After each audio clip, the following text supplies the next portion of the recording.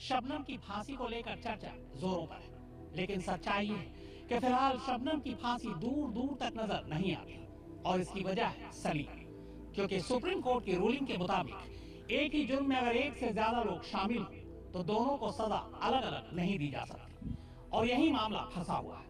शबनम की फांसी के चर्चे इस बात के भी है कि क्या शबनम फांसी पर चढ़ने वाली देश की पहली महिला होगी। इन चर्चाओं के साथ एक सवाल भी है कि अगर शबनम को फांसी हो तो कब हो।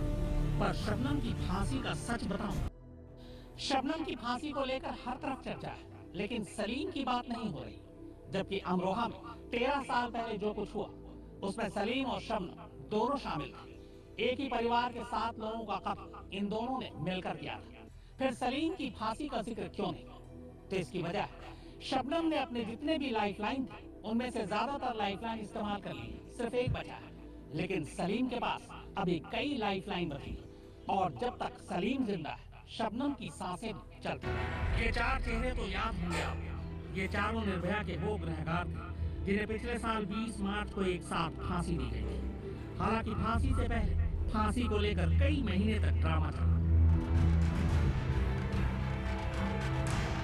3 ब्लैक वारंट जारी हुए, तब कहीं जाकर ये चारों फांसी के फंदे तक पहुंचे।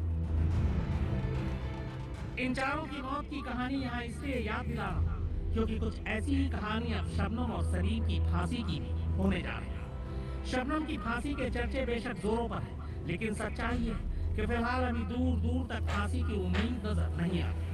खेल कानून का भी है और कानून से मिले लाइफलाइन का भी। सबसे पहली चीज, शबनम को बिना सलीम के और सलीम को बिना शबनम के फांसी नहीं दी जा सकती। जब भी फांसी होगी दोनों की एक साथ और एक ही वक्त में, भले ही जेल अलग अलग। सुप्रीम कोर्ट के 2014 की एक रूलिंग के मुताबिक किसी जुर्म में एक से ज्यादा लोग शामिल हो और उन्हें एक ही सजा मिली हो तो फिर वो सजा एक साथ दी जाएगी। शबनम की दया याचिका खारिज हो चुकी है। पिछले रविवार को उसने दूसरी बार दया याचिका भेजी है। रिव्यू पिटीशन और क्यूरेटिव पिटीशन समेत बाकी लाइफलाइन वो इस्तेमाल कर चुकी है। यानी अब उसके पास आखिरी लाइफलाइन के तौर पर ये दूसरी दया याचिका ही बची है।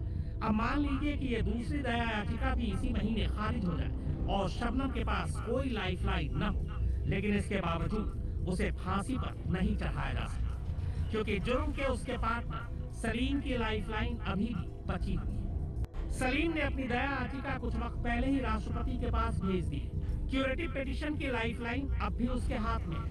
दया याचिका अगर खारिज हो जाती है तो भी उसे चुनौती देने की लाइफलाइन भी उसके पास है। इस हिसाब से सलीम और फांसी के फंदे के बीच अभी काफी वक्त है। यानी जिस सलीम के साथ शबनम जिंदगी का डोर बांधना चाहती थी और जिसके लिए उसने अपने ही घर के 7 लोगों को मार डाला, उस शबनम की सांसों की डोर अब सलीम की सांसों के डोर के साथ बंधी हुई है।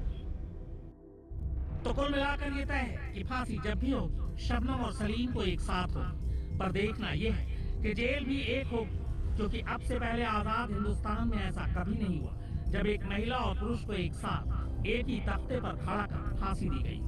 वैसे यूपी जेल मैनुअल के हिसाब से यूपी में महिला को फांसी देने के लिए इकलौता मथुरा जेल है। तो क्या सलीम को भी शबनम के साथ मथुरा जेल में ही फांसी दी जाएगी या फिर मेरठ जेल में? वैसे जेल मैनुअल के मुताबिक महिला और पुरुष को फांसी देने के लिए कोई अलग तरीका नहीं है। जेल मैनुअल में फांसी देने वाले जल्लाद के बारे में सिर्फ जल्लाद शब्द लिखा है। ये कहीं नहीं लिखा गया कि जल्लाद पुरुष होगा या महिला।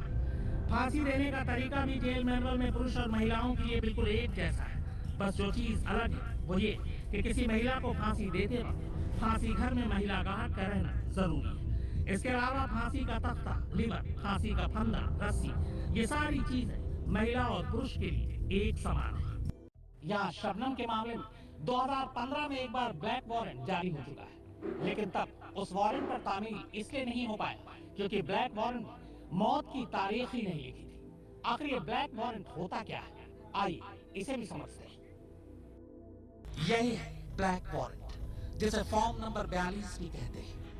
यही वो फॉर्म है जिस पर फांसी पर चढ़ाए जाने वाले शख्स का नाम, उसका जुर्म, उसकी सजा, फांसी दी जाने वाली जेल का नाम, फांसी की तारीख, वक्त, सब कुछ लिखा होता है।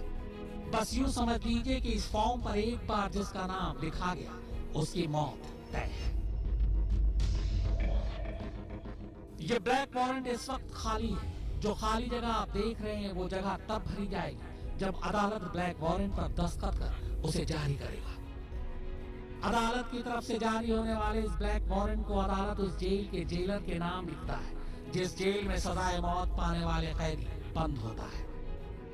जेलर के नाम के नीचे के खाने में उन कैदी या कैदियों का नाम लिखा जाता है जिन्हें फांसी पर चढ़ाया जाना है। इसके बाद उसके केस का नंबर लिखा जाता है, उस जुर्म की तारीख लिखी जाती है जिसके लिए उसे सजा मिलती है। ब्लैक वारंट के इसी फॉर्म के जरिए जेलर को इजाजत दी जाती है कि वो फांसी की कार्यवाही शुरू करे।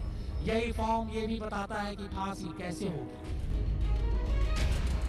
ब्लैक वारंट में आखिर में लिखा जाता है कि फांसी की प्रक्रिया पूरी होने के बाद इस वारंट को वापस अदालत में लौटा दिया जाए, इस जानकारी के साथ कि फांसी की कार्यवाही पूरी हुई।